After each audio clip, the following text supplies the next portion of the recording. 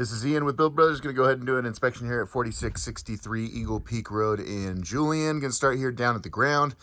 And termite inspection is probably pointing out a lot of the wood rot that's going on around the home. We can see some rotten rafter tails here and there, as well as some fascia board here and there. I would not allow the termite company to replace that if, in fact, there is any work done, because that should be done when the roof gets replaced. No secret that this roof is in very, very poor condition and needs to be replaced. We will always find more wood damage, wood rot, bad plywood, and bad fascia when the roof gets ripped off. This corner looks pretty rough here. It could just be the paint, but we'll dig a little deeper when this roof gets removed. We've got a torch down, modified bitumen torch down roofing material. They used the right type of drip edge. That's a good sign. That's called bonderized metal, and it's got a coating on it that allows this product to stick to it. And but there's obvious issues that are happening on this torch down roof. So when we start to find installation issues, then we start to nitpick a roof like this. What I'm supposed to see right here at the seam is a bleed out of asphalt, basically meaning that the roofers used enough heat and got those layers to adhere, to bond to each other when the roof was installed. There's bleed out right there, but it's missing on most of the seams. What that tells me is if this section of roof was flat and not have a nice slope like this does, if it had any ponding water, this roof would probably have leaked from when it was new. The fact that they lined up these seams right here that closely is a bad sign.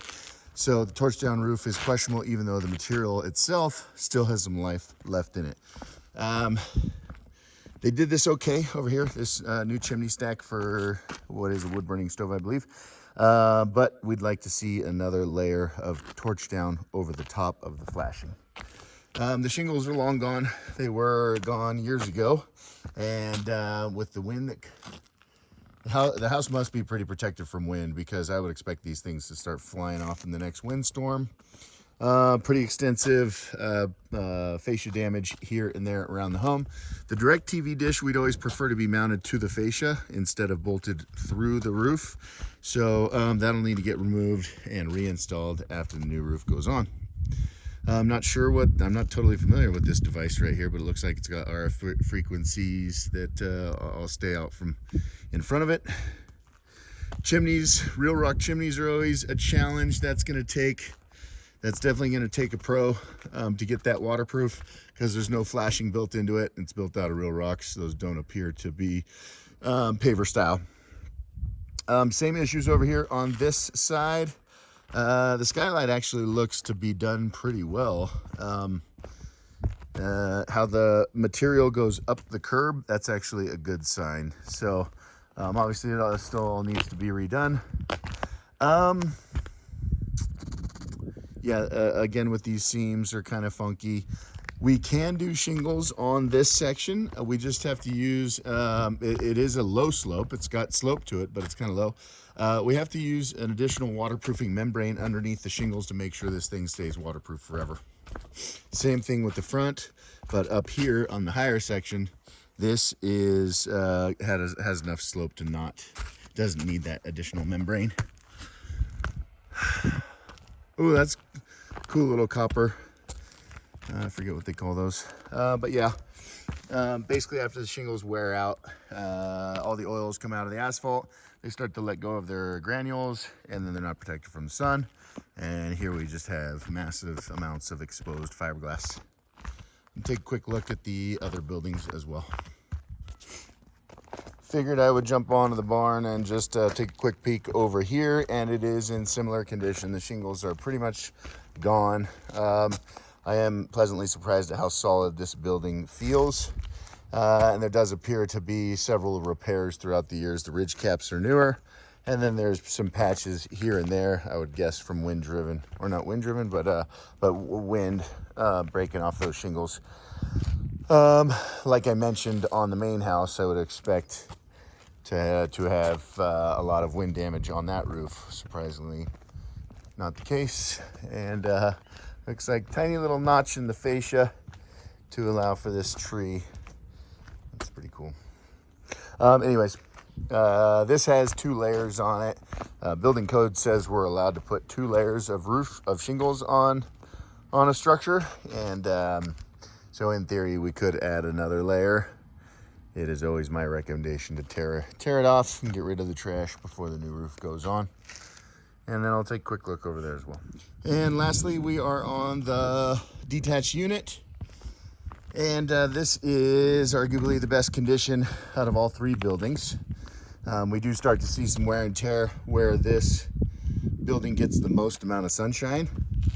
Looks like this roof has been shaded by these big oaks, which has actually helped to preserve it.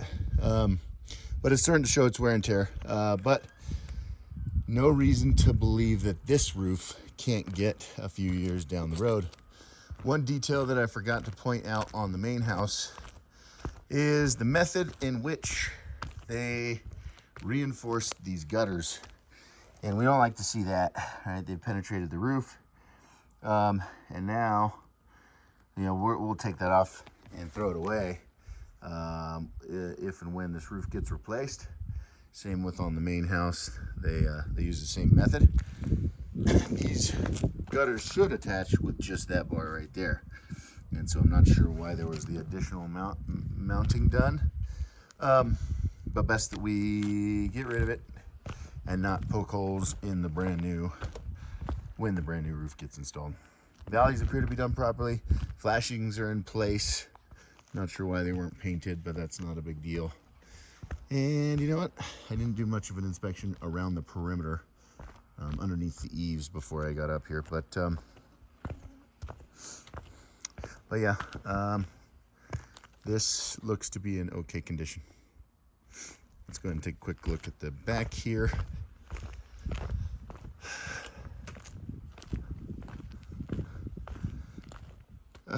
Skylight is installed well, and the lens appears to be intact.